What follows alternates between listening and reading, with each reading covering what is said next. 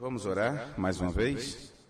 E assim, amado Deus, confessando com os nossos lábios aquilo que está em nosso entendimento, que cremos no Senhor de todo o coração, oferecemos as nossas vidas como sacrifício ao Senhor e pedimos a Tua ajuda nesta hora para vivermos de acordo com aquilo que está estabelecido em Tua palavra, Pai.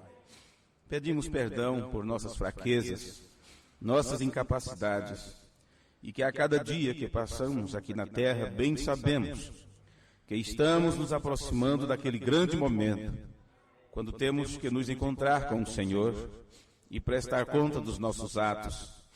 Cada batida que dá nosso coração é um momento a menos, é um segundo a menos desse encontro. Cada dia que vivemos é um dia a menos em nossa existência aqui na terra.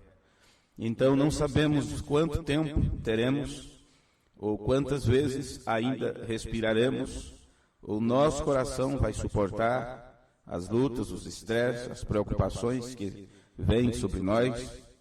Te pedimos humildemente, no nome de Jesus Cristo, que o Senhor nos dê força para continuarmos testificando da Tua palavra, da Tua verdade, e que nada que ocorra no nosso dia a dia seja um atrapalho para a nossa vida espiritual. Mesmo que o homem mortal, mesmo que o nosso físico esteja a cada dia envelhecendo e morrendo, que o homem espiritual se renove a cada dia, através de Cristo Jesus. Que a Tua palavra, aquela que vem trazer vida para nós, que possa nos vivificar de dentro para fora e a cada dia nos renovar com o renovo do Senhor. Assim como a águia se renova, assim como os pequenos brotos, eles nascem com todo vigor, que a cada dia possamos morrer e nascer novamente para o Teu reino. Que a cada dia haja morte em nós, que possamos morrer para os nossos próprios desejos e ressuscitar sempre com novos pensamentos voltados para Deus e para os Teus ensinamentos. No nome de Jesus Cristo, ajuda estas pessoas que aqui estão. Cada um deles tem seus motivos e seus objetivos pelos quais estão aqui. Tu sabes a necessidade de cada uma destas pessoas e que cada um de nós possamos voltar para os nossos lares com aquilo que viemos buscar da Tua parte e que nada seja feito de acordo com o nosso desejo e pensamento, mas que a Tua perfeita vontade prevaleça sobre nós nesta hora e que possamos, ó Deus, estar rendidos diante do Senhor. No nome amoroso de Jesus Cristo, Teu Filho, nós te pedimos. Amém. Amém. Vocês podem se assentar. Boa tarde a todos. Pois bem, eu disse para vocês deixarem suas Bíblias prontinhas e antes de lermos as Escrituras, eu quero primeiro deixar para vocês um pensamento que está na mensagem A Obra-Prima, que o reverendo Branham pregou, e eu quero então pegar este pensamento e aí sim levar isto para as Escrituras, para estudarmos este pensamento.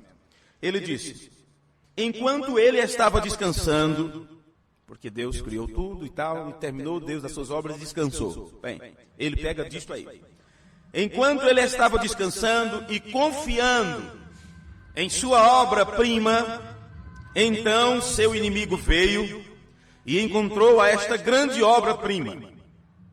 E, pelo engano, ele se arrastou por baixo ali e pelas paredes do jardim, e então ele atrofiou esta preciosa obra-prima.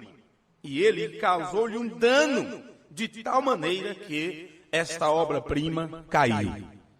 Bem, claro, ele está se referindo do trabalho que Deus fez no Jardim do Éden, ao criar todas as coisas, ao criar o homem e a mulher, e depois de tudo pronto, ele descansou de suas obras, ele concluiu. Não que ele estivesse cansado. De um lado, nós poderemos falar, sim, que aquilo custou algo a Deus. Aquilo lhe custou algo, sim, quando ele concluiu sua obra. Do mesmo jeito que Jesus disse: quem me tocou? Eu sinto que de mim saiu virtude. Não é? Então, enquanto ele descansava de suas obras, o inimigo veio, sorrateiramente entrou ali no jardim e, através do engano, ele atrofiou, deformou aquele quadro tão formoso que Deus tinha criado. Observe o que este homem de Deus fala aqui, deste primeiro tropeço que se produziu na grande obra-prima de Deus. A noiva que ele constituiu para o seu primeiro Adão no jardim do Éden. Se eu citei isto, a noiva que ele constituiu para o primeiro Adão, se há um primeiro, tem que haver um segundo. Então, do jeito que ele criou ou constituiu uma noiva para o primeiro Adão, ele também constitui uma noiva para o segundo Adão. E se o inimigo de Deus, através do engano, deformou a obra-prima, a noiva, que foi preparada para Adão, a ponto que, quando Adão a conheceu, ela já tinha sido tocada pelo diabo através da serpente, então isto poderia se repetir com a noiva que foi constituída para o segundo Adão, ou Jesus Cristo. E isto foi a preocupação do apóstolo São Paulo. Este tropeço desta primeira noiva veio como o resultado do inimigo de Deus, que de algum modo ganhou confiança e obteve acesso a esta noiva e trouxe o engano para ela. E é necessário que você se recorde pelas Escrituras, pelos relatos da Bíblia Sagrada, que essa mulher na Bíblia, ela sempre representa uma igreja. Uma mulher poderosa, uma mulher virtuosa nas Escrituras. Porque eu disse, sou mulher poderosa, você disse, o que seria isto, uma mulher poderosa? Bem, quando Jesus disse, eu sinto que de mim saiu virtude. Virtude é força e poder. Então, por isso que Salomão se refere à mulher virtuosa. De alguma forma, ela tem um certo poder. Poder, virtude. Ela tem tanta virtude que ela atrai aqueles que convivem com ela. Ela sustenta, ela aguenta todo o baque do lar. O homem pode se descabeçar, pode fazer o que for. Não que ele possa. Eu estou dizendo, se ele faz isto, mas se a mulher permanece na sua posição, ela segura aquele lar. Ela pode salvar aquele lar. Mas se a mulher sair 1 milímetro de sua posição, tudo pode ir de água abaixo. Este é o poder que a mulher tem dentro de um lar. Vê? Pois bem, uma mulher poderosa ou virtuosa nas Escrituras, ela representa uma igreja verdadeira, uma noiva. E uma mulher má ou uma prostituta nas Escrituras, ela representa a igreja caída.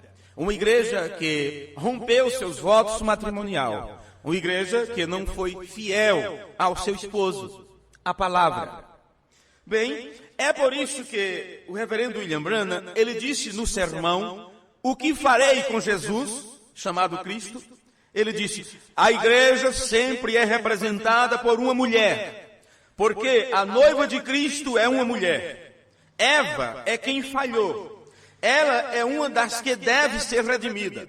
E a igreja é uma mulher que é redimida.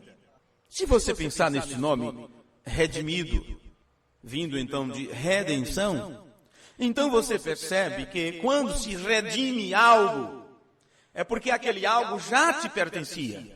A lei da redenção tratava disso, por isso que era um parente próximo que poderia fazer isso, poderia redimir uma propriedade, como aconteceu no caso de Boaz, quando redimiu Ruth, e assim sucessivamente. Jesus Cristo é chamado de o nosso parente redentor. O nosso Redentor, parente, ele se fez homem para se tornar um de nós, para poder nos comprar de volta para Deus. Então não era que não éramos de Deus.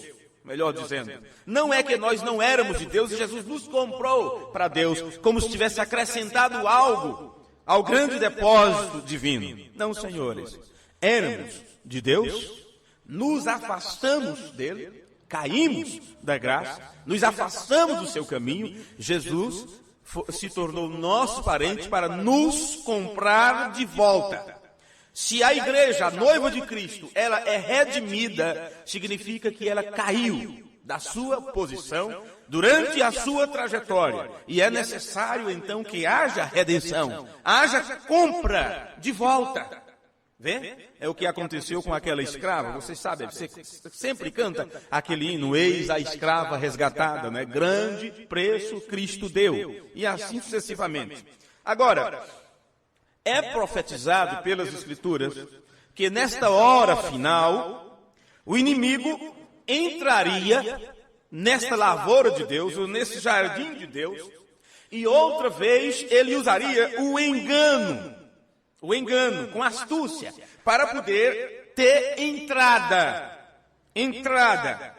E nesta entrada, ele traria consigo o engano e atrairia da parte da igreja confiança, uma confiança, e como resultado desta confiança, ele colocaria então engano dentro da igreja, porque primeiro ela confiaria no inimigo.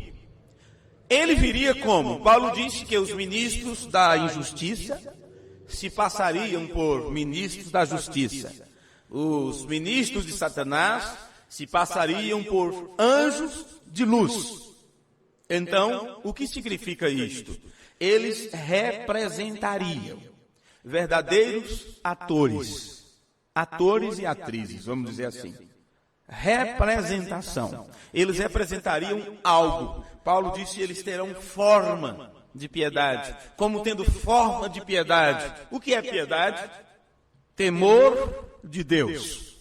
Então, eles representariam uma vida de temor.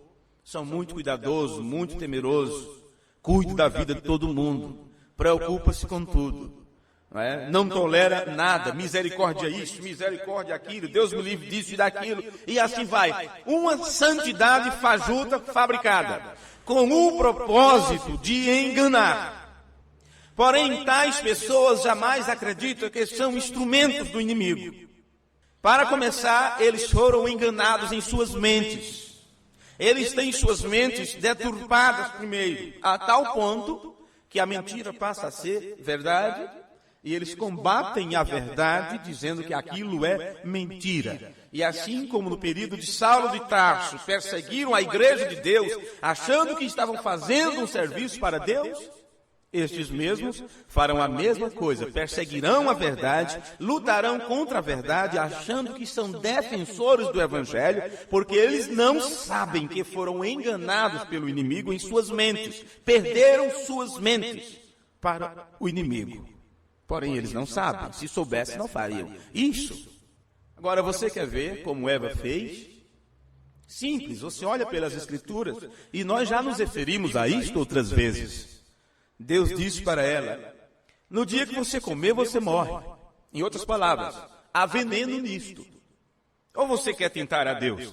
A Bíblia diz em Marcos 16, comerão coisas mortíferas e não lhe farão dano algum, não é isso?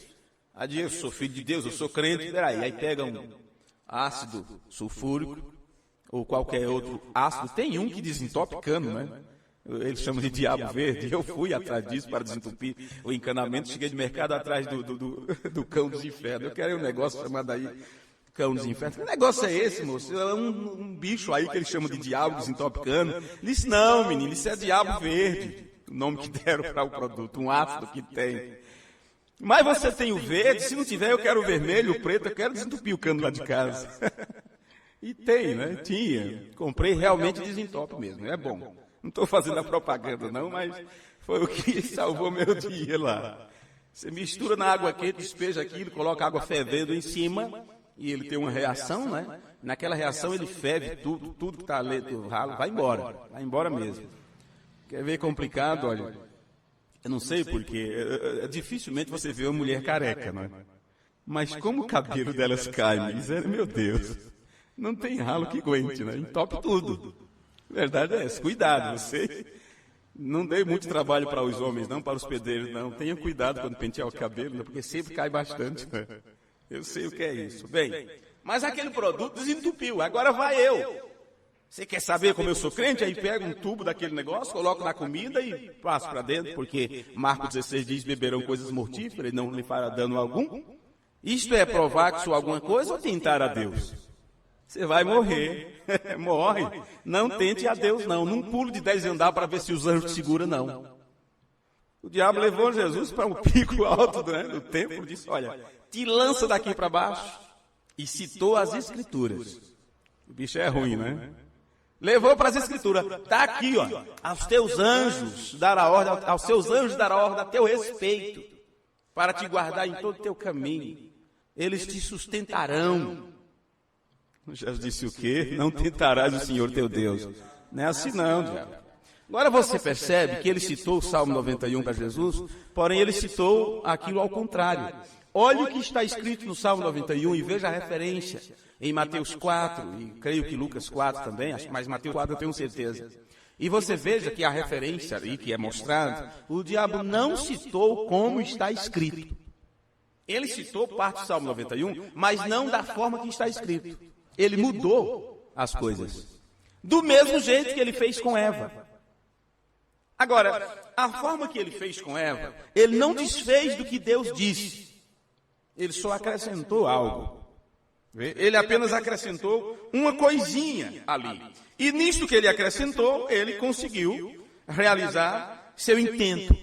Ele conseguiu dela um resultado. E esse resultado foi ela confiar no que ele lhe ensinou. Deus disse, tem veneno nisto. Em outras palavras, né? No dia que você comer, você morre.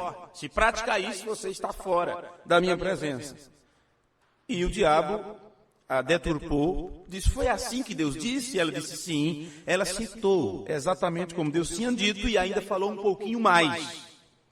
Este pouquinho mais, quem tem uma Bíblia mais próxima? Veja aí, abra para mim rapidinho enquanto eu estou falando, nas palavras de que Eva disse para a serpente. Eu só tenho isto como uma revolta. Eu tenho isto como aquele filho, aquela filha, aquele membro, que você diz assim, olha, não faz isso, papai do céu não gosta disso, isso é contra a palavra de Deus. E esta pessoa pega isto e ela fica amedrontada. E ela diz, se eu não fosse crente, eu faria desse jeito. Se eu não fosse deixar papai do céu bravo, eu faria. Então é mesmo que ter feito. A tentação de Eva e queda do homem, não é? A serpente disse à mulher, veja, mas do fruto da árvore, versículo 3 de Gênesis 3, e disse a mulher à serpente, do fruto das árvores do jardim comeremos. Mas do fruto da árvore que está no meio do jardim, disse Deus, não comereis dele, nem nele tocareis, para que não morrais. É isso que você encontrou aí, você que olhou na sua Bíblia, certo? Agora, se você voltar um pouquinho antes, você encontra Deus dando ordenança para a mulher, não é? Quando ele disse. Onde é que ele disse? Onde é que você vai encontrar aqui Deus dizendo para não fazer isto? E ordenou Deus dizendo, aqui, o capítulo 2, versículo 15. E tomou o Senhor Deus o homem e o pôs no jardim do Éden para o lavrar e o guardar. E ordenou o Senhor Deus ao homem dizendo, de toda a árvore do jardim comerás livremente, mas da árvore da ciência do bem e do mal, dela não comerás, porque no dia em que dela comerdes, certamente morrerás. Onde foi que Eva encontrou estas outras palavras? Onde está isso? Não tocareis. Onde foi que Deus disse isso? Ele disse, não coma. Mas ela, além de dizer isto, ela ainda colocou uma proibição. E eu não vou entrar nesse detalhe, neste culto, mas eu lembro que eu já preguei sobre isto. Isto mostra o quanto que ela estava revoltada com a proibição que Deus tinha dado. Deus exige de nós obediência. Porém, nós colocamos um fardo ainda maior como desculpa, ou como revolta, para que isso se torne mais pesaroso para nós ainda. Deus não disse, não tocareis nisso. Ele disse, não coma. E quando a serpente quis saber de Eva, ele já descobriu, ele já entrou em contato com seu espírito, ele já entrou em contato. Olha, você acha que o diabo conhece os teus pensamentos? Um profeta de Deus disse, se você tem algo a fazer, se você tem algo importante que você tem que fazer, uma decisão a ser tomada, então não conte aquilo a ninguém. Quando você conta, o diabo ouviu. E ele começará a trabalhar contra aquela tua decisão. O diabo conhece teu pensamento? Não, senhores. A menos que ele olhe aquilo pelas tuas expressões. Porque se eu olho para você e tiver aquela coisa, eu já sei, esse camarada está triste. O que é que foi? Brigou em casa? O que aconteceu? né? Eu não sei teus pensamentos, mas eu posso deduzir alguma coisa por causa do teu semblante. Era assim que eu estava quando eu evangelizava em Campina Grande, estava no ponto de ônibus. Realmente eu estava triste, que misericórdia, mas eu não sabia que eu estava tão triste assim. Mas eu estava com a cabeça, estava envergado, não sei como a coluna aguentava aquilo. E o senhor parou do lado, começou a conversar comigo, disse, quantos anos você tem? Eu disse, eu tinha cerca de 17 anos naquele tempo. E ele disse, rapaz, eu estou com 60 e tantos anos, mas eu ando nessa tristeza que tu estás não. Levanta a cabeça, tu estás triste demais.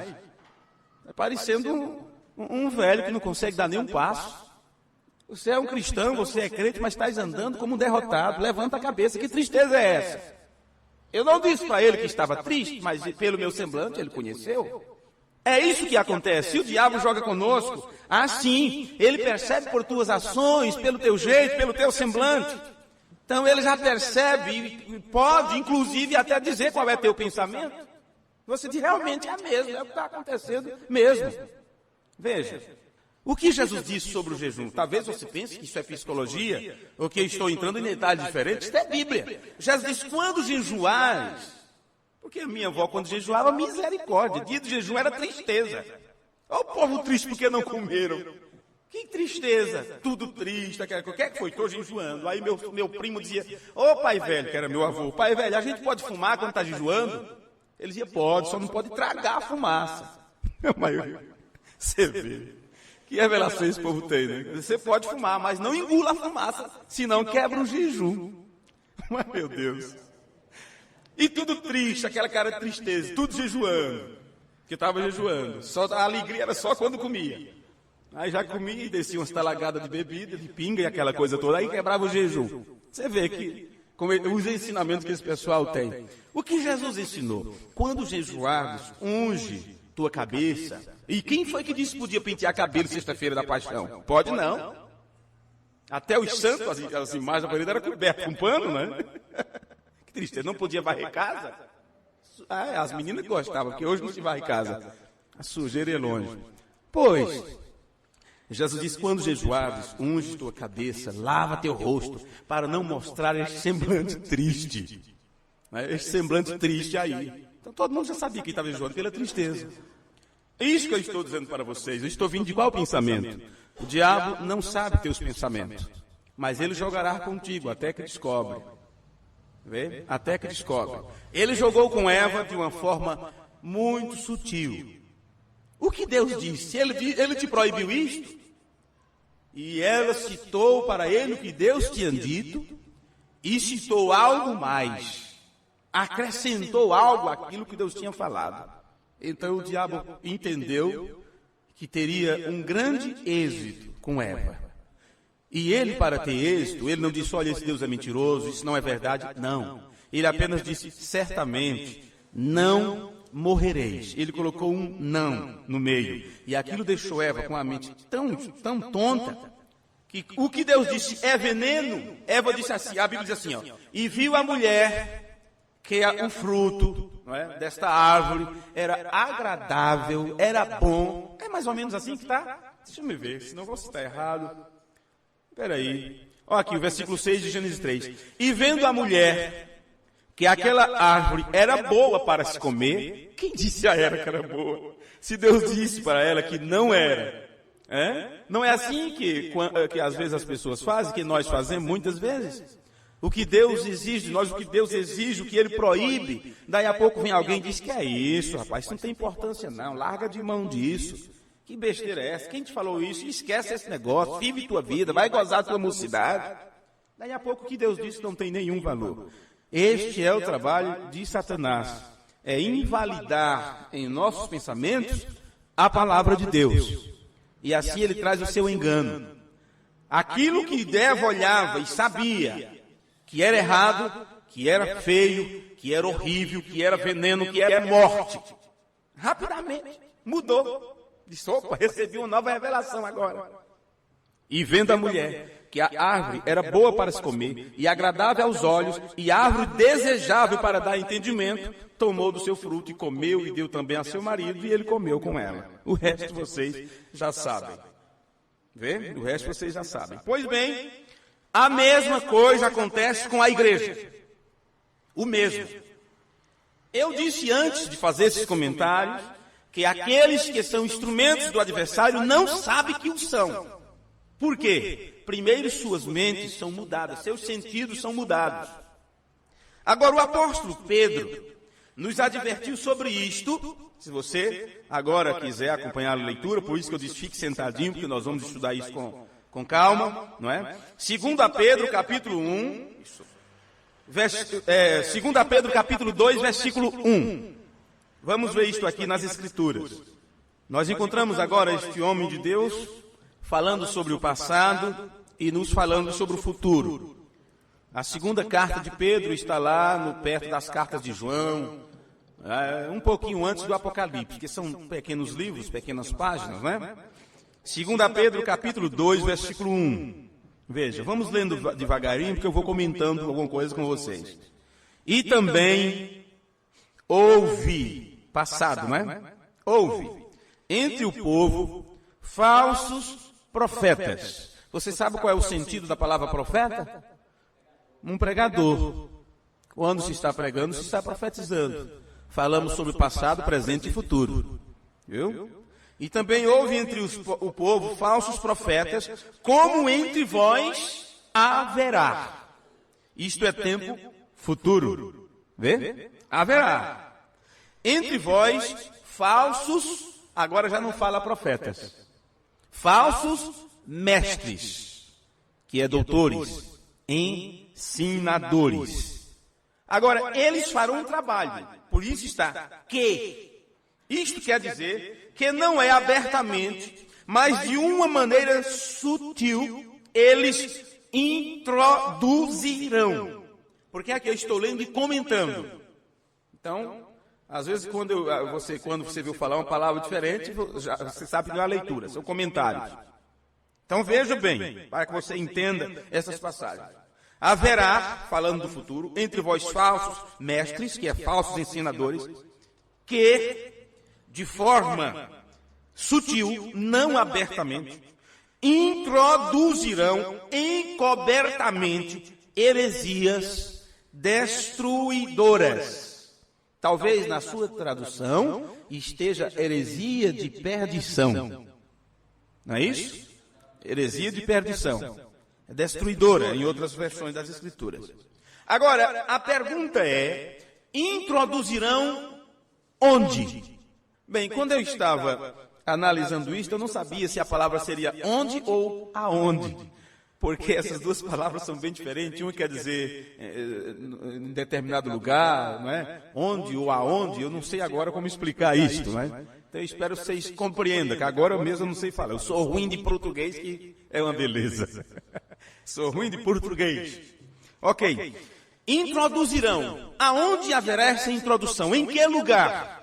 A tradução West das Escrituras nos diz que estes mestres falsos, eu estou ainda no versículo 2, certo? Então guarda aí com o dedo essa parte. No versículo 1, aliás. A tradução West nos diz que estes mestres falsos, eles têm uma natureza tão peculiar que eles introduzirão estas heresias ao lado da verdade, ou juntamente com a verdade. Vê? Significa que falarão da palavra de Deus, porém, junto com isto, introduzirão as heresias. Do mesmo jeito que a farinha estava tudo muito bem, mas Jesus disse que a mulher colocou um pouquinho de fermento na farinha e aquilo levedou toda a massa. E mulher é o símbolo da igreja, como eu disse no início. Significa que este fermento seria colocado pela igreja, no meio da farinha, no meio da palavra. A farinha representa isto, o pão, o trigo e a palavra de Deus. Pois bem, estas heresias destrutivas, heresias de destruição, de perdição, seriam inseridas na igreja quando a palavra fosse ministrada. E isto vai de forma tão sutil que as pessoas comem e não sabem diferenciar a verdade da mentira. E quando isto é feito, é com um propósito para uma negação, para se negar Do jeito que Eva negou a verdade de Deus quando aceitou a mentira do diabo, a igreja também nega a verdade da palavra quando ela passa a crer numa mentira doutrinária e defende aquela mentira achando que é a verdade. Olha a continuação. E negarão o Senhor que os resgatou. Esta palavra, negar, significa dizer não a. Mas você não encontra as pessoas dizendo não para Deus. Todo mundo diz, eu amo a Deus, eu amo Jesus, eu gosto do que está na Bíblia. E como negam? E como crucificam? Crucificam outra vez o Filho de Deus e o expõem à vergonha pública. Se torna uma vergonha para o Evangelho, um tropeço. O que se tornou o mundo evangélico? Um tropeço. Vê? Para as pessoas se converterem. Vá pregar sobre o amor de Deus, vá falar sobre Jesus, vá converter as pessoas. Eles te mostrarão toda essa bagunça, entre aspas, pentecostal, entre aspas, que está aí, e dirão, é isso que vocês querem que eu seja? Hã? Esta bagunça em nome de religião? Esta vergonha pública que se tornou o nome evangélico? Eles dizem, muito obrigado. Vê? Porque heresia de perdição, que é para trazer perdição para as pessoas. Pois bem, essa palavra negar quer dizer não a, ou desatender, ou recusar-se. Então eles não atendem, como Eva não atendeu. Eles dizem não ao que Deus disse e sim ao que Satanás diz. Eles recusam-se a se submeter ao que Deus tem falado. E desatender ou recusar-se. Quando eles fazem assim, olha a continuação do versículo 1, a conclusão. Trazendo sobre si mesmo repentina perdição. Porque vem de repente para eles. Eles acham que estão salvos. Pensam que estão salvos. Pensam que são obedientes. Pensam que já nasceram de novo. Então a coisa cai de repente, porque quando eles pensam que são, e ninguém lhes pode dizer ao contrário, ninguém lhes pode provar pelas Escrituras ao contrário, quando mostra pelas Escrituras, em seus pensamentos já estão inseridas as interpretações que o inimigo trouxe, e eles não acreditarão na verdade. Então quando eles descobrem que a destruição está caindo sobre eles, é tarde demais. Quando descobrirem que o arrebatamento já se deu, é tarde demais e terão que enfrentar a grande tribulação. Agora vamos para o versículo 2. E muitos, que pena, que lástima, não é 2 ou 3, é muitos, seguirão as suas dissoluções. Muitos, porque aí está a diferença. Muitos se perdem, poucos se salvam, não é assim? Agora foi Jesus quem disse, são poucos os que se salvam. E ele disse, entrai pela porta estreita, porque larga é a porta, ou espaçoso o caminho. Né? O larga é isso, mais ou menos isso. Eu posso mudar a sequência da ordem, porém se eu colocar o 2 antes do 1 ou 1 antes do 2, a soma total será 3, não é? A soma total será 3. Eu só não posso dizer que 1 mais 1 é 3. Mas se eu colocar 1 mais 2 ou 2 mais 1, vai ter que chegar nos 3. Ok. Então, creio que a sequência é, larga é a porta, espaçoso o caminho, que conduz à perdição, e não são poucos, são muitos que andam por esse caminho, que entram por esta porta. Estes entraram porque foram enganados, foram seduzidos. Se estes foram seduzidos, porque dentro de si, eles tinham já este dispositivo que seria acionado pela mentira do diabo. Assim como nos filhos de Deus há um dispositivo que chamaríamos de uma fagulha de vida eterna, uma parte de Deus. E quando a palavra da verdade atinge esta fagulha, né, ou esta parte de Deus, isto acende, isto te vivifica, você desperta para uma nova vida, para uma vida de obediência, de temor a Deus. Vê? Então a tua teofania, ou aquela parte que ficou, porque você veio, você estava em um corpo. Você estava em um determinado lugar. E para você vir habitar este corpo, você teve que abandonar uma coisa lá, para vir morar neste corpo. E um dia você vai ter que deixar este corpo. E a parte tua que ficou lá, clama para voltar. Paulo disse, há corpo celeste, corpo terrestre. Há 3 tipos de corpo, terrestre, celeste e glorificado. Você só pode chegar até a presença de Deus com um corpo glorificado. E esses 3 corpos se juntam, ou o corpo celeste se junta com o terrestre, formando o corpo glorificado no momento da ressurreição. Só assim você poderá ir para a 7ª dimensão, ou para a presença, ou estar diante do trono de Deus, e assim sucessivamente. Mas não é o nosso tema neste culto, se bem que essas coisas chamam a nossa atenção, né? É gostoso falar sobre isso, né? Pois bem, ok. Muitos seguirão as suas dissoluções. O irmão Liveiro, há muitos anos atrás, ele disse que esta palavra dissolução, ela tem uma chave, como diz, uma raiz, uma palavra raiz por trás, que quer dizer pálido. Pálido. Você não se preocupa quando vê o seu filho pálido? Não é? Esse menino está muito pálido. Dá sulfato ferroso para ele. Era assim, antigamente tudo se resolvia com sulfato ferroso. Ainda existe isso para vender? Ainda existe, será? As novas fórmulas, né? Tudo, dá sulfato ferroso para o menino. Não é? Você vai visitar o doente no hospital, você vê aquela cor apagada, e já dizem, trazem sangue, tragam sangue, doem sangue. Vê? Bem, pois esta palavra, o irmão Liveiro diz que ela vem de algo lá atrás da palavra raiz, que quer dizer pálido. Significa que estas pessoas, muitos seguirão suas dissoluções. Significa que eles estarão sempre se distanciando do sangue. Uma vez que distanciam-se do sangue, é porque estão se afastando da luz. E a luz não é outra coisa a não ser o verdadeiro ensinamento sobre Deus. Ora, Jesus disse, eu sou a luz. Ele disse, eu sou a luz do mundo. Ok, que luz é esta que brilhou? E a profecia dizia, aqueles que estavam em trevas viram uma grande luz. Que luz foi esta? Foi seu ensino, o ensinamento que ele trouxe sobre Deus. Passou esse ensino para os discípulos e disse, agora vós sois também a luz do mundo. E assim sucessivamente. Agora, quando uma pessoa distancia-se desta luz, ela se distancia também do sangue. É automaticamente.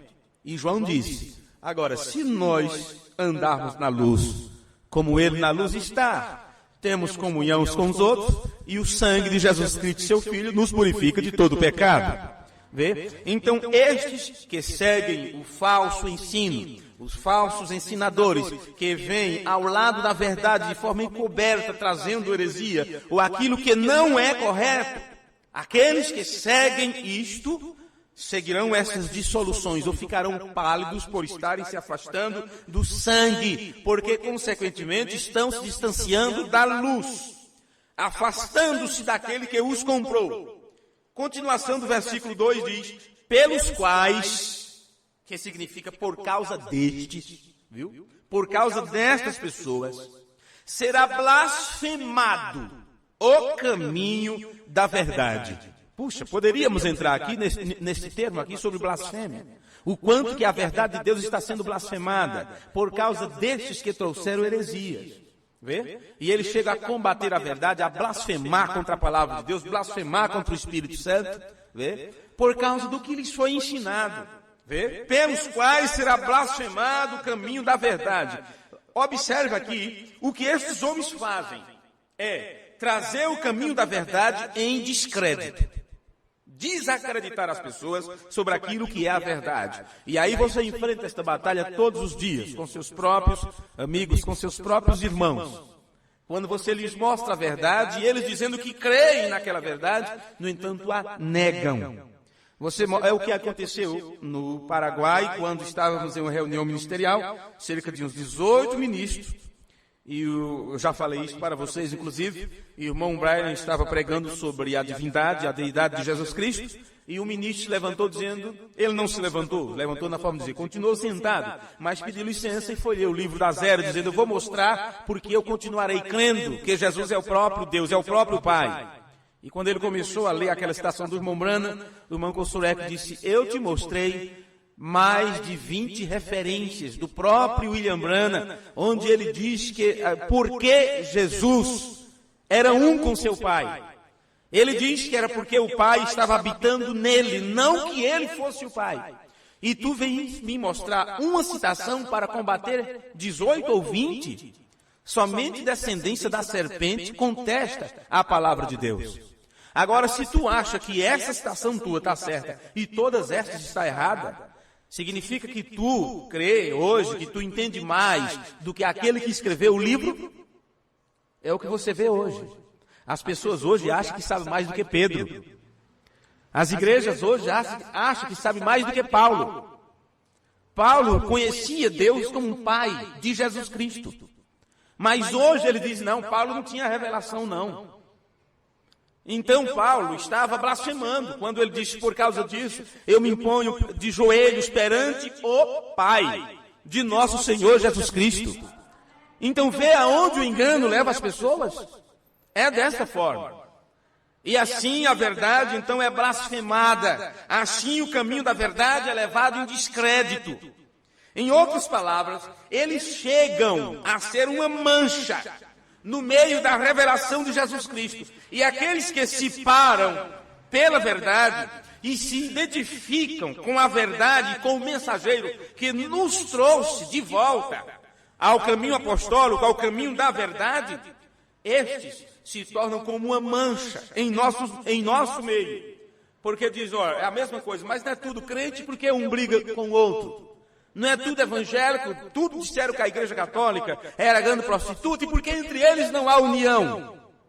Por causa deles, o caminho da verdade é blasfemado. E agora, quando todos saem da denominação e vêm para essa mensagem, não pense que é diferente. O mesmo diabo que entrou no jardim do Éden, onde não havia nada de erro, nada de pecado, e deformou tudo, o mesmo diabo que entrou na igreja primitiva e, de acordo com a preocupação de Paulo, tirou a pureza da igreja, como fez com Eva, o mesmo teria que acontecer no tempo da restauração, quando Deus mandasse uma mensagem poderosa para nos tirar do sistema religioso.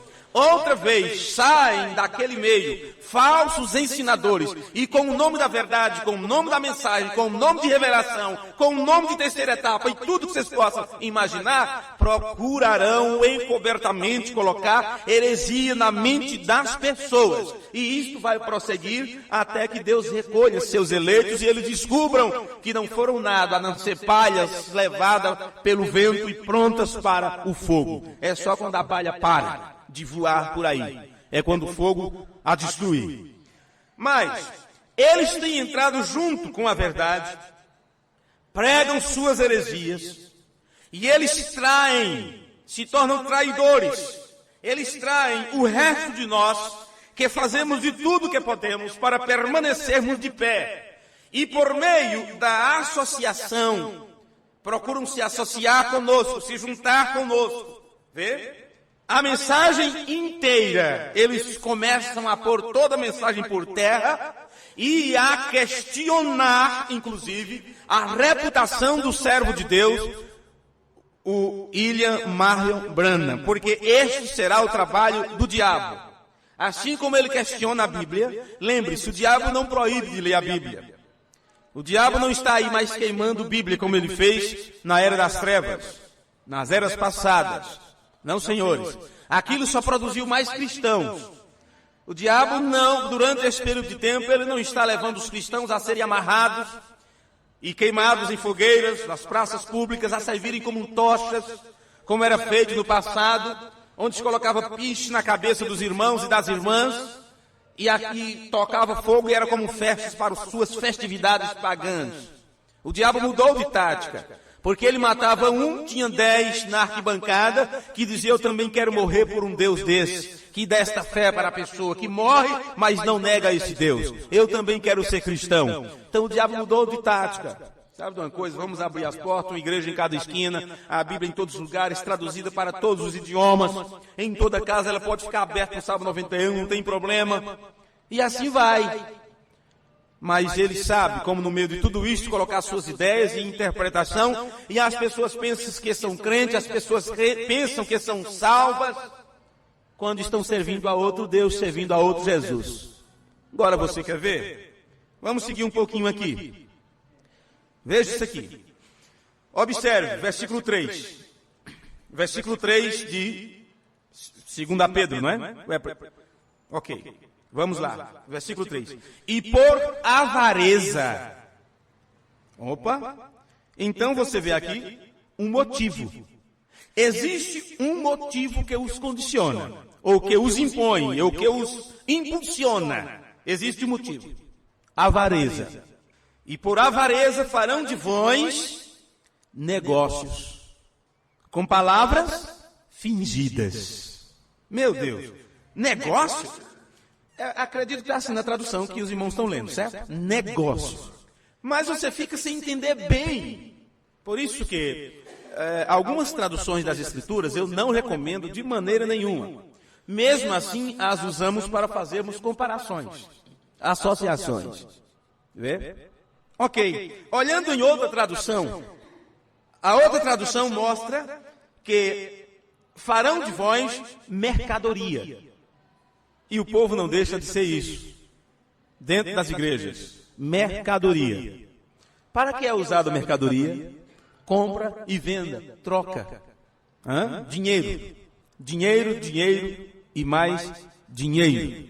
Sabem que as pessoas são fiéis. Então toda pregação, toda mensagem é para arrancar dinheiro das pessoas. É para tirar tudo que as pessoas têm. Tudo é dinheiro por trás. Porque o povo não passa de mercadoria. O povo se torna o negócio. O negócio. E por isso se fazem grandes propagandas do nome de Jesus. Não para alcançar almas, não para salvar pessoas, mas para aumentar o número, aumentar a renda mensal. Viu? E isto. Agora me diga, se você não fosse crente, você ainda ia querer ser? Ainda ia desejar ser crente? Talvez você dissesse, nunca mais, eu nunca entraria mais em uma igreja depois de aprender algo sobre isso. Por quê? Porque até então sua confiança, o seu exemplo estava baseado no homem, nos pregadores, nas igrejas. Isto, na verdade, o que deve causar em nós é um temor tão grande, a ponto de você dizer assim, eu desejo servir a Deus e ser um cristão, mas não da forma que o diabo tem convertido as pessoas aí. E tomar a Jesus Cristo como teu exemplo, não as pessoas. Porque se está caindo 1.000 ao teu lado, 10.000 à tua direita, por que isso deve te atingir? Teu exemplo não é nenhum deles. Deixe eles ficarem para trás, siga você adiante. Você tem uma responsabilidade com a sua alma. Não com a alma do filho, da filha, do pastor, da igreja, ou seja o que for, é com a tua. A salvação é individual. Deus tratava com Israel como um povo. O erro de um, os outros pagavam. Acã pecou, muitos deles morreram. Vê? Mas com os gentios, Deus trata com um indivíduo. É 2 no campo, um será tomado, outro será deixado. 2 numa cama, viu? Um será tomado, outro será deixado. Individual. Então a responsabilidade é somente tua, é tua alma. Claro que enquanto estivermos nesta terra, fazemos de tudo para sermos uma ajuda para os nossos amigos, para os nossos irmãos, para os nossos parentes. Mas sabendo você que nenhum deles deve atrapalhar a tua caminhada, não fique aí com sentimentalismo, a ponto de ficar puxando, daqui a pouco eles te levam para o lado deles. Não, você não tem que pelejar com isso. Ninguém será levado para o céu desse jeito, pela barra da saia da mamãe, ou agarrado no cinto do papai, pegado no braço um do outro. Não. Cada um terá que caminhar pelos seus próprios pés, fazer sua própria decisão, ter a sua própria experiência. Não é porque papai era de oração, mamãe era mulher de oração, e eu vou me apegar nisso. Eu que tenho que ser isto, é você que tem que ser. É uma experiência com Deus, é você e Deus. Estes, por causa da avareza, farão das pessoas um negócio, terão elas como mercadoria, e com palavras fingidas. Então, palavras fingidas. Esta palavra fingida, ela quer dizer dar uma falsa aparência, ou representar falsamente. Foi o que eu disse antes, se tornam como atores, verdadeiros atores. Parece que é, mas não é. Os atores são treinados. Eles chegam diante da plateia, em um cenário, um palco, um circo, um teatro, seja o que for, ou mesmo em um filme, e a mesma pessoa, ele age como um bandido e as pessoas, vamos dizer assim, entram no espírito do personagem, naquela representação, e começam a odiar aquele camarada. Ele deveria morrer. Esse camarada é ruim demais, senhor. É ruim demais da conta. Né? Mas quando muda aquela cena, aquela mesma pessoa veste outra roupa, muda o chapéu, né? Muda o penteado, coloca uns óculos e entra ali como empresário, como palestrante, uma pessoa totalmente diferente, outro linguajar, e ele é amado, é aplaudido pela plateia. Isso é representação. São pessoas treinadas para representar, e representam tão bem, porque a ideia é passar para as pessoas, não é? A essência de um conto, de um livro. E às vezes aquilo foi escrito em letras, e estava primeiro na mente do autor, do escritor. E os atores, eles têm que realmente serem bons atores para retratar aquilo, para pegar aquilo do papel e apresentar da forma que foi pensado pelo autor. E fazer daquilo realmente uma história que você então comece a ver acontecimentos do dia a dia e até mesmo se ver naquele personagem. Foi assim que a Bíblia foi escrita. Foi assim. E muitos leem a Bíblia e eles, suas vidas, não é diferente da vida de Judas. Outros é a vida de Abraão em atuação, outras é a vida de Sara, a vida de Lloyd, a vida de Timóteo. São personagens que Deus usou, que atuaram, né, além durante esse período da história, a trajetória da humanidade. Mas aqui estamos falando de uma representação diferente, onde pessoas com palavras fingidas, que é representação, representar falsamente, ou as palavras que são feitas com o motivo de enganar ou imitar para enganar. É assim que a mentira é introduzida na igreja, no meio do povo, através de uma representação falsa, de um linguajar fingido, falsificado, porém tem que ser de uma forma tão parecida ao real, que a pessoa diz como Eva: opa, Deus disse que isso era ruim, mas eu estou vendo que a coisa é muito boa. E entra de cabeça e defende aquilo com unhas e dentes. Agora, Paulo disse: sobre os quais, já de largo tempo, quer dizer, há muito tempo, não será tardia a sentença, e a sua perdição não dormita. Então vocês podem ver que os motivos destes que entram entre nós, não estou mais me referindo ao mundo aí fora, não estou me referindo a denominações, não, eu estou falando do trabalho que estamos a realizar, viu? Vocês podem ver que os motivos destes que entram entre nós, no tempo do fim, é trazer heresias dentro da mensagem, através do engano, e isto é com o propósito de fazerem das pessoas mercadorias. Sim, senhores. Agora, você percebe aqui uma coisa. Podemos ver que o motivo real por trás de tudo é dinheiro. Dinheiro. Então, esses homens são vendedores ambulantes. Vendedores ambulantes da mensagem. Assalariados. Comprometidos. Eles não podem romper vínculos, eles não podem desassociar-se uns dos outros para seguir a verdade, e por isso continuarão aglomerados, crendo em algo que não é verdadeiro, vê? E eles temem em perder o que tem ganho, em perder a fama, em perder o grupo que tem e tudo mais. Agora notem. Deixe-me ver se eu tenho alguns minutos ainda. Por isso que eu pedi um culto mais cedo hoje. Não é? Notem. Como é que o engano vem entre nós? Justo como a serpente veio e não negou o que Deus havia dito, ela somente torceu as palavras para fazer soar de uma maneira diferente, ou para que Eva pensasse que Deus tinha dito assim.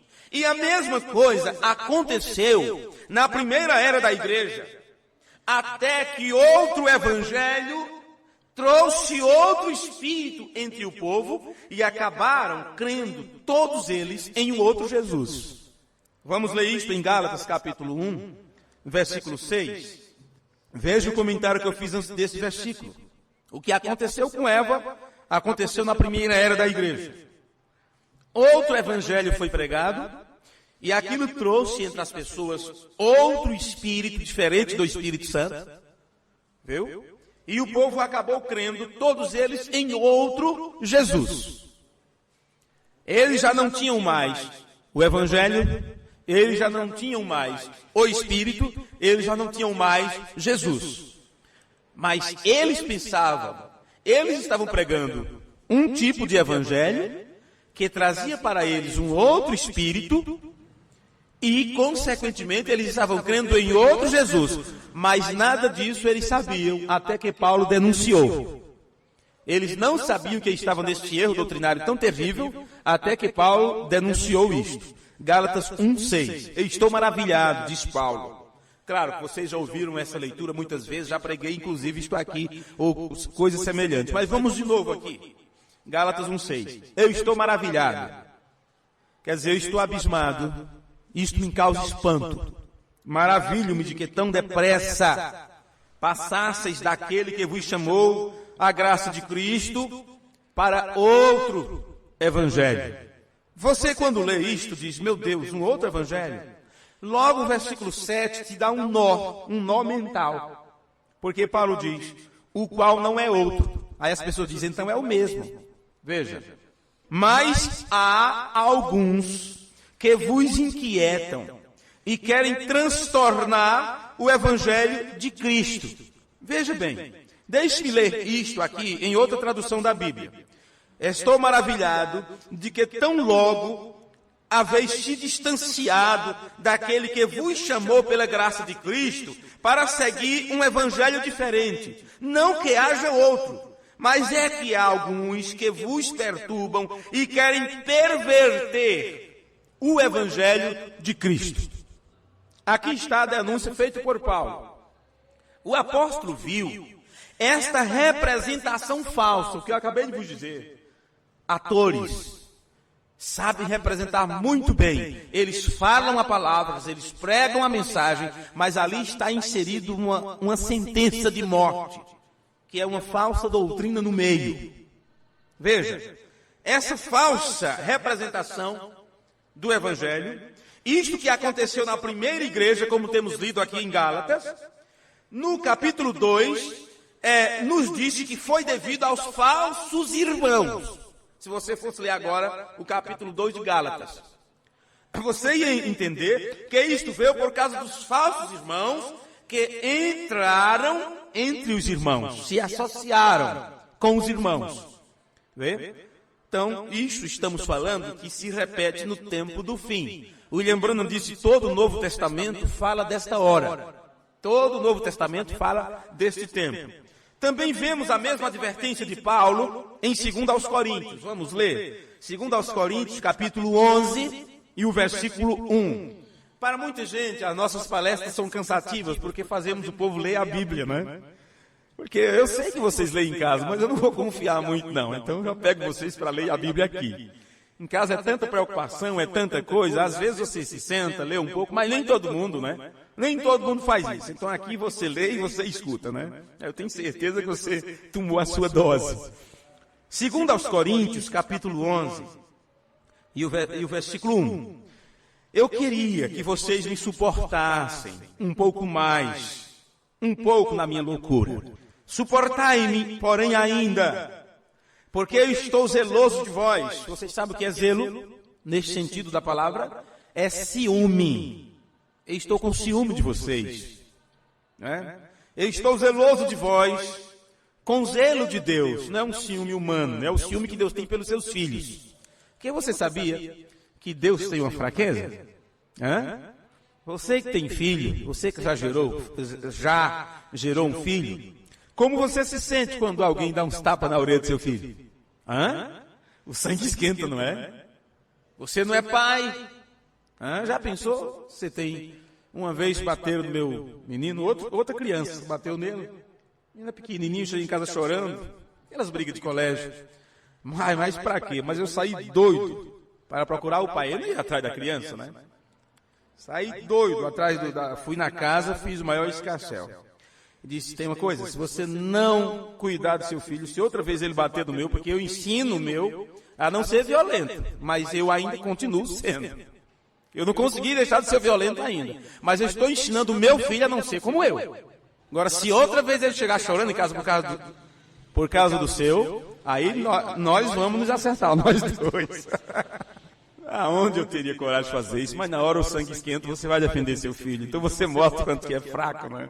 Olha, você presta atenção a estas coisas, viu? Você presta atenção a essas coisas? Às vezes os nossos filhos dão sinais para nós. Dão sinais. Mas nós somos tão ocupados com as coisas de adulto que nós esquecemos o que passamos quando éramos crianças e não damos atenção aos clamores, aos medos e os temores dos nossos filhos. Isso não é muito bom, não. É bom a gente prestar atenção. Eu lembro, eu apanhei muito quando era pequeno de outras crianças, de uma criança que tinha, de um marginalzinho que tinha. O fim dele foi triste, depois de adulto. Mas desde pequeno já mostrava aonde ia chegar. Seus pais não davam nenhuma cobertura, não tinha nenhuma estrutura dentro de casa. Ok, era me ver na rua, ele me batia. Não era de violência, era o filho do crente, já sabe. Filho do crente, aí todos podiam bater, todos podiam jogar pedra. Mas meu pai nunca foi atrás disso. Coisa de menino, mas para mim era terrível. Era um assombro. Eu esperei crescer um pouquinho, e depois de grande, o irmão desse marginalzinho veio me tirar terreiro, como diz, né? E era no meio de pessoas, não era mais sozinho, aí eu tive que dar uma de valente. Tadinho do camarada. Mas foi uma surra muito brava, porque depois que eu pulei em cima da barriga do camarada, segurei os dois braços, os dois sovacos dele com o joelho, eu bati até meus braços ficarem dormentes. Oh, meu Deus. Deus me livre voltar para aquele tempo, viu? Deus me livre. Deus me livre.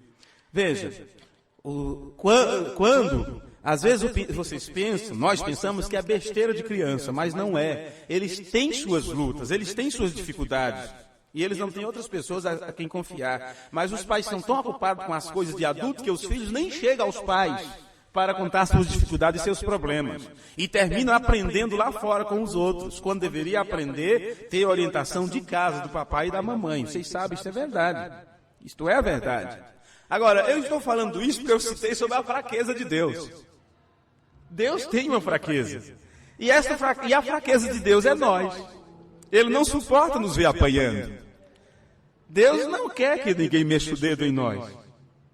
Ele nos defende como você defende a menina dos seus olhos, não é? Então você olha, Paulo fala sobre a fraqueza de Deus.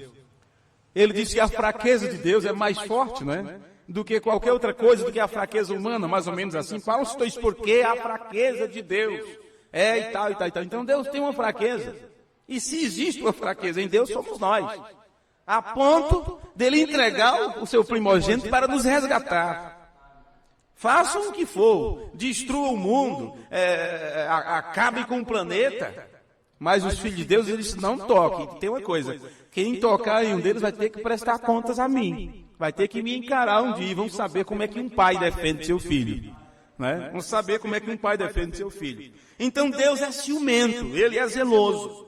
E este zelo de Deus, este ciúme de Deus, ele passa para todos nós, porque na verdade, uma família falando no modelo antigo de família estruturada, era ensinado que o irmão mais velho cuidasse dos outros menores, e um defendesse os outros, tomasse conta dos outros. O pai não está presente, a mamãe não está presente, mas somos irmãos, vamos cuidar uns dos outros, vamos ter zelo uns dos outros. O irmão Brana fala sobre sua família, 10 irmãos, creio, 10 irmãos, e ele diz, nós brigávamos como qualquer irmãos brigam, como qualquer família briga, não é? Saíamos nos tapas, no quintal, mas quando saímos lá fora, ninguém ousasse pegar um de nós não, que todos iam defendê-lo, não é? Sangue, cuidamos uns dos outros.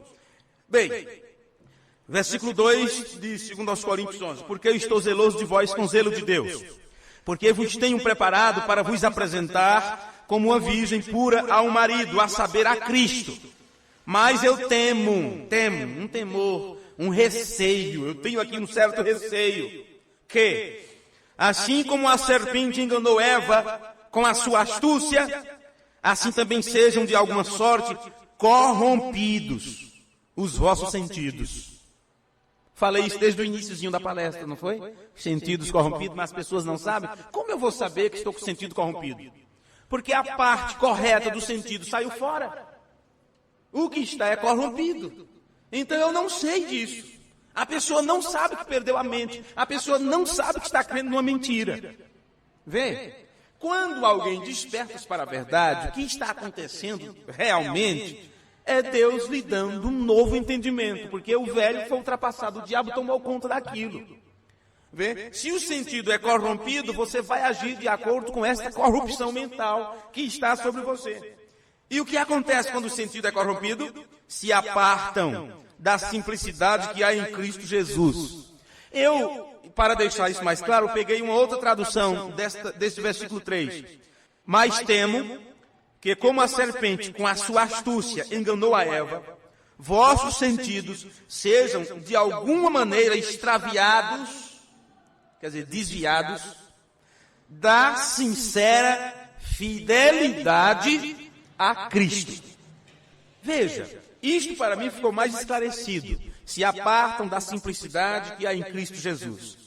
Mas esta outra tradução diz, de alguma maneira são extraviados da sincera fidelidade a Cristo. Porque foi o que Eva fez. Ela deixou de ser fiel. E quando uma pessoa deixa de ser fiel a outra, seus sentidos foram corrompidos. Sim, houve elogios, sorriso, agrado, representação. Falsamente, representação falsa. Primeiro a pessoa te coloca lá em cima e você se sente o bonzão de tudo, não é? Algumas expressões eu não vou usar, não é? Mas você se sente o bonzão de tudo, a mulher mais maravilhosa do mundo, não é? O que o espelho te diz, você já não acredita. O espelho está dizendo uma coisa, mas o fulano, o vizinho, disse outra. Você sabe que a cada dia está ficando mais feio? Mais velho, mais enrugado, mais acabado. Mas, por algum motivo, o elogio que ouviu te deixou lá em cima. Nem sente mais o chão. Sentido corrompido. Sentido corrompido. E agora o homem que deveria estar cuidando de sua família, cuidando de seus afazeres, se acha, como diz aí fora, o garanhão. E a mulher que deveria estar cuidando de seus votos, cuidando de sua vida, cuidando da sua casa, cuidando da sua moral, se sente agora que pode deixar todas para trás, que é a melhor de todas. E nem liga de ser a outra. E assim vai. É o que está acontecendo no mundo. O que houve? Degeneração.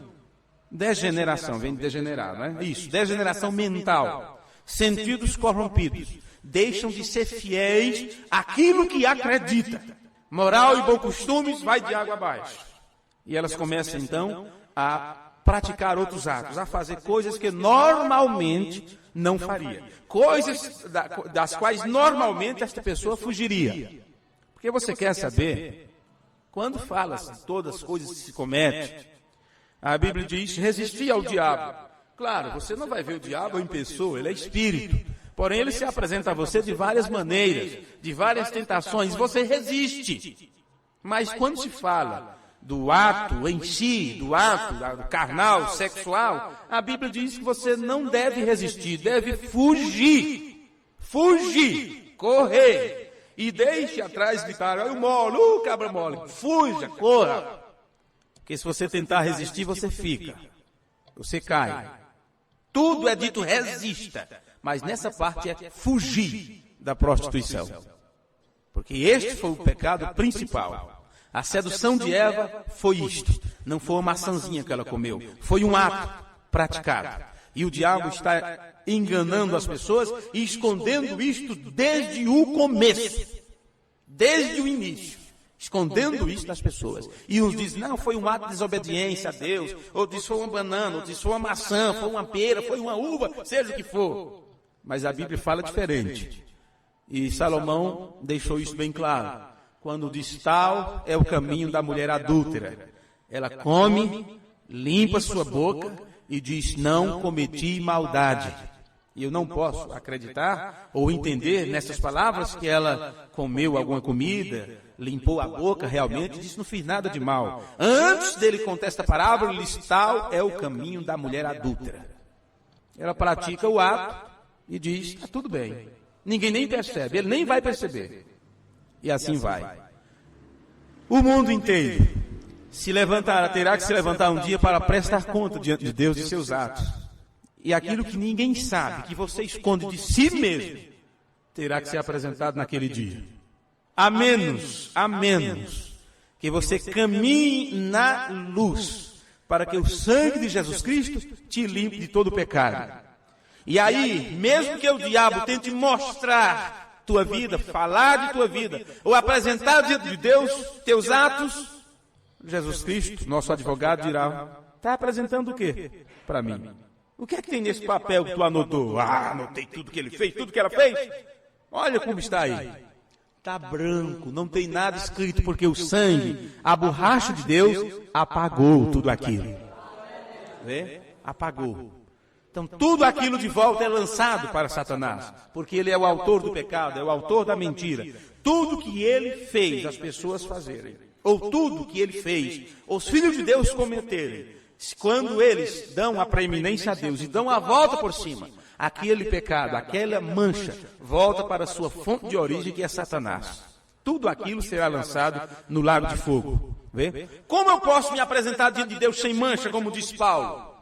É ter sobre mim a cobertura do sangue, a borracha de Deus que apaga tudo. E é o segredo de Deus sobre o perdão que Ele nos perdoa é tão simples e é tão extraordinário. Ele perdoa e esquece. Vocês sabem disso, não é?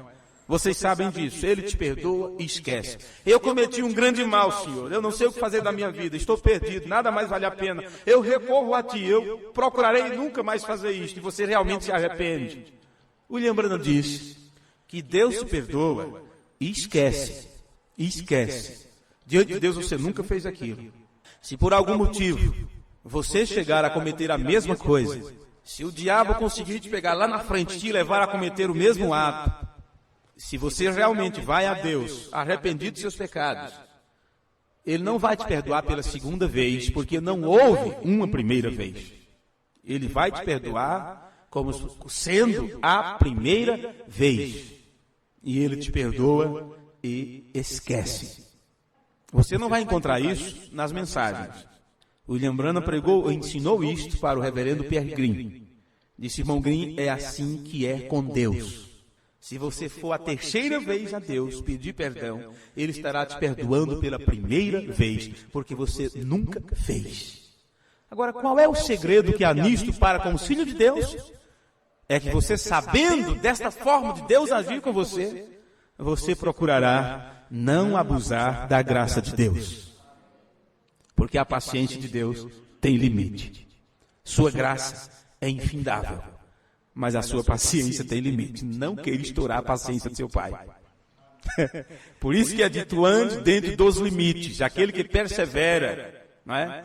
E não se extravia dos limites da doutrina de Cristo, esse tem tanto a Deus como tem o seu filho. Mas se você sair fora, se extrapolar o limite, você perdeu. Você está fora, está por sua própria conta e risco. E quem de nós, sabendo como somos, sabendo quão frágeis somos, quem de nós quer caminhar por sua própria conta e risco? Misericórdia. Eu sei que o primeiro passo que eu desse por minha própria conta seria para o caminho errado. Então é melhor que Deus não tire sua mão de misericórdia de cima de nós, não é? Nos sustente a cada dia, amém? De pé. E eu agradeço a Deus esta oportunidade. E agradeço a vocês pela paciência, pela boa vontade que vocês têm de nos ouvir. Porque, como disse Paulo, como pregará se não tiver quem ouça, não é? Como vou pregar se não tiver vocês para ouvir? E assim ele disse para os seus membros, vamos dizer assim: vocês são a coroa do meu ministério. Porque eu não poderia ensinar se não tivesse ninguém para ouvir o ensino. E se eu ensino é porque eu me sentei também para aprender. E se vocês têm essa paciência para aprender, vocês são também ensinadores, porque poderão levar o ensino adiante. Amém? Pai bendito, te rogamos tua bênção sobre as nossas vidas nesta hora. e pedimos perdão por nossos pecados, nossas fraquezas, por sermos tão limitados, Senhor. E Tu um Deus tão grande, tão grandioso, e nós estamos confiados nesta hora unicamente na Tua justiça. Pedimos que o Senhor guarde a cada um de nós. Estamos neste ambiente simples, quente, mas, Pai, nós não estamos reclamando disso, porque mais quente será o lago de fogo. E estamos tão felizes por não estarmos destinados a ir para lá. E estamos tão felizes por nosso destino final ou eterno ser ao Teu lado com os santos anjos e todos aqueles que viveram a Tua palavra. Pedimos que o Senhor unja nossas mentes, proteja nosso entendimento e nos faça ver aquilo que é correto. Nos anime a fazer o que é certo e nos desanime quando quisermos fazer aquilo que não é da Tua vontade. Oramos pelas pessoas aqui presentes, aqueles que estão enfermos, que estão aflitos, aqueles que nem sabem que estão doentes, porém de alguma forma estão. Pedimos que o Senhor entre em cena e cure-nos, liberte-nos, tanto no físico quanto na alma. Ajude os casais, Pai bendito, as famílias, os filhos, o esposo, esposa, que todos sejam abençoados com a bênção da Tua palavra e haja restauração, reestruturação nos lares, nas vidas dos meus irmãos e minhas irmãs. Não só destes aqui presentes, mas aqueles que ouvirem no futuro esta gravação, que todos possam ser alertados e despertados pelo Senhor e que possamos viver uma vida tal e a ponto de quando chegar naquele momento que o Senhor chamar, possamos estar naquela lista e que nossos nomes sejam também chamados e possamos dizer: eis-me aqui, Senhor, eis-me aqui. E quando se fizer chamada, cremos que estaremos presentes para atender o Teu chamado, Pai. Sustenta-nos até aquele momento. No nome amoroso de Jesus Cristo, nós oramos e Te pedimos. Amém. Que o Senhor vos abençoe.